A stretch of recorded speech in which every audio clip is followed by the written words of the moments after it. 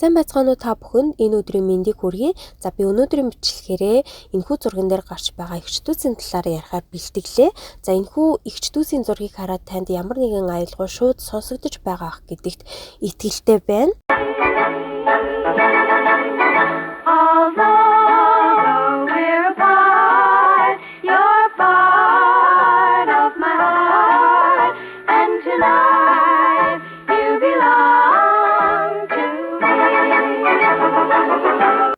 Америкийн аимшигын сэдвтэй кино, рил, бичлэгүүд дээр энэхүү дуун дандаа дэвсгэр болж яваад байгааг их сонирхол татсан байгаа. За дууны нэрийг бол Tonight You Belong to Me 1926 онд үгийг Билли Росси, Аигли Дэвид нар бичсэн байна. За хамгийн анх бол Джейн Аустин гэдэг дуучин дуулж тухайн үедээ бол маш их алдарт хүрчээсэн байна. За үүний дараа Lennon Sisters гэдэг энэхүү эгчдүүсийн хамтлаг маань дуусан байгаа. За энэ хамтлаг болохоор 1955 онд Лос Анжелест байгуулагдсан.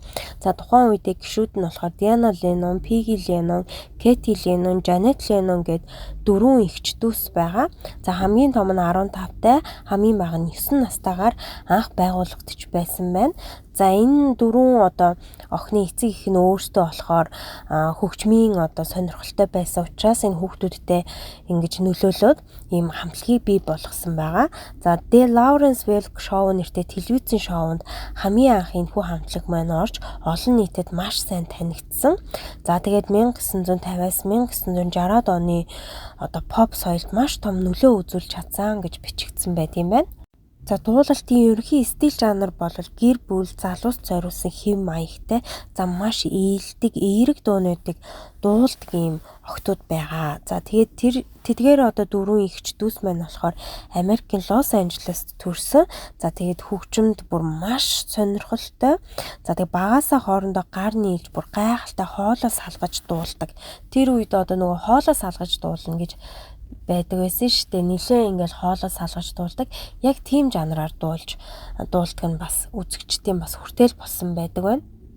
За охтуудыг харах юм бол бүгдээрээ маш гоё тийм цэвэрхэн, адилхан даашинзтай, адилхан костюмтай, үсээ маш гоё саманчсан. Бүгдээрээ яг ингээд байрлалаа олоод хоорондоо ингээд наалдаад зогссон. За тэгээд бүгдээрийнх нь нүүрэнд бас юм инээмсэглэлтэй, адилхан юм инээмсэглэлтэйгээр харагддаг. За охтууд бол маш олон дууг дуулсан. За тэгээд тэр үедээ жинхэнэ утгаараа од болж исэн. За тэгээд дандаа нэг гоё тийм хайр, халамжийн тухай, гэр бүлийн тухай ийм дуунууд дуулж исэн боловч яг бүр нэг өнгөөр ингээд өнгөө салгаад ингээд маш төгс төгөлдөр байгаа байдал нь сүүлд эргээд харахад жоохон хүмүүсийн чихүүцлийг төрүүлж байсан байна. Тэдний дуулсан энэ хүү Tonight You Belong to Me гэдэг дуу нь бол ерөнхий утга санаа нь бол ерөөсөө тийм аимшигын дуу биш байгаа. Романтик төрлийн хайртай хүнтэйгээ ганцхан шөнийн турш хамт байхыг хүссэн тэр хүслийнхэн тухай тийм утга санаатай дуу байсан байх нэ. Гэвч хитрхи төгс юм цэвэрхэн харагдаж байгаа нь эргээд хүмүүсийн чихүүцлийг төрүүлсэн байдаг гэж бичсэн байна. За тэгээд энэ Lennon Sisters хамтлаг дуусны дараа энэ хүү нөгөө дууг маань Patience Prudence гэдэг хамтлаг дуусан байгаа. За энэ хамтлаг нь болохоор арай жоохон юм бэбилэг өнгө аястай гарт дуусан, маш цэвэрхэн бас хоолоогоор тэгж дуусан байгаа. За тэгэнгүүтэл маш гоё зөөлөн романтик энэ хүү дууг чинь зарим телевизийн цувралд аимшигын байдлаар хэрэглээд эхэлсэн байгаа. 2011 онд Америкийн аимшигт түүхүүд гэдэг цуврал байдаг. Та бүхэн бас мэдэх бах. Murder House гэдэг бүлэгт нь болохоор энэхүү дууг аимшигын байдлаар ашигласан.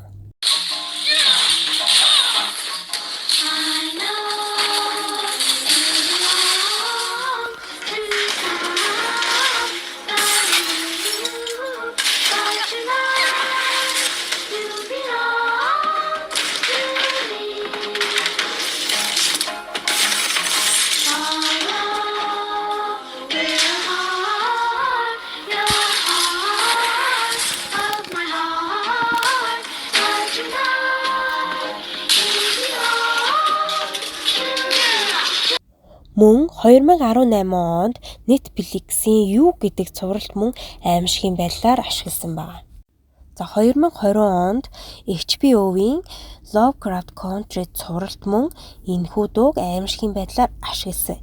За ингээл нөгөө гоё эерэг сэтгэлгээтэй хайрын тухай энэхүү дуу маань ердөөсөө тэр чигтээ аимшигын дуу болоод ингээ хувирчихсан байгаа. За үзэгчт нь ч үүнтэй санал нийглээд нэрээ энэ ч одоо ямар эвгүй юм сонсголонтой дуу вэ гэж үздэг. Хүний хоолоор дуулаагүй мэт тийм хитрхи зөөлөн төгс хоолоогоор дуулах нь бас эргээд хүмүүст бодит биш эвгүй мэдрэмж төрүүлдэг гэж дүгнэлт хүртэл гаргасан байгаа юм байна. За эргээд энэ Lennon Sisters эгчдүүсийн тухайд ярих юм бол өнөөдрийг хүртэл тэдгээр эгчдүүс маань бүгдээ амьд 79-аас 85 настай. За тэгээд энэхүү өөрсдийнх нь дуусан Tonight You Belong to Me гэдэг дуу маань аимшиг болоод хувирчсан тухайд бол ямар ч тайлбар хэлж байгаагүй. За мөн эдгээр эгчдүүс маань багасаа л одоо од болчихсон учраас тэр үедээ продюсерын дарамт хүүхэд насаа эдэлж чадаагүй те ажлын одоо ачаал маш их байдаг байсан ч гэдэг юм уу, тиймэрхүү дарамт байсан гэсэн бас мэдээллүүд явт юм байлээ. Тэдгээр хүртэл ямар ч одоо хариу үйлдэл, ямар нэгэн хариулт ерөөсөө өгч байгаагүй. За эдгээр эгчдүүс маань өөрсдөө бас ямар нэгэн скандал үүсгээд те ямар нэгэн одоо юм дуйлаан үүсгээд ингээд олон долоо юм яриад яваад байдаг. Ерөөсөө тийм төрлийн хүмүүс биш гинэ. Ердөөсөө яг насаараа ингээд 40 жил урлагт дуулаад амьдарчихсан. Дандаа одоо сүүлийн үеийн Christmas одоо зул сарын дуунууд гэ байдаг. За Америкийн стандарт дуунууд, pop, эстрад дуунууд гэ дандаа дуулж ирсэн ийм бүсгүүчүүд байдгийм байна. За өөртөө ингэсэн пэйж, хуудастай, хаягтай, үүн дээр нь бол маш гоё зургууд бас байна лээ. За тэгээд урлагт одоо 40 гаруй жил ажиллахдаа 20 гаруй альбом 200-аас дээш одоо давсан дуутай гэж байна. Маш үзэсгэлэнтэй юм бүсгүүчүүд одоо бол эмээнэр байгаа. За тэгээд хувийн амьдралынхаа талаар одоо огтхонч тэгж дийлгээд яваад байдгүй тийм хүмүүс байдгийм байлээ.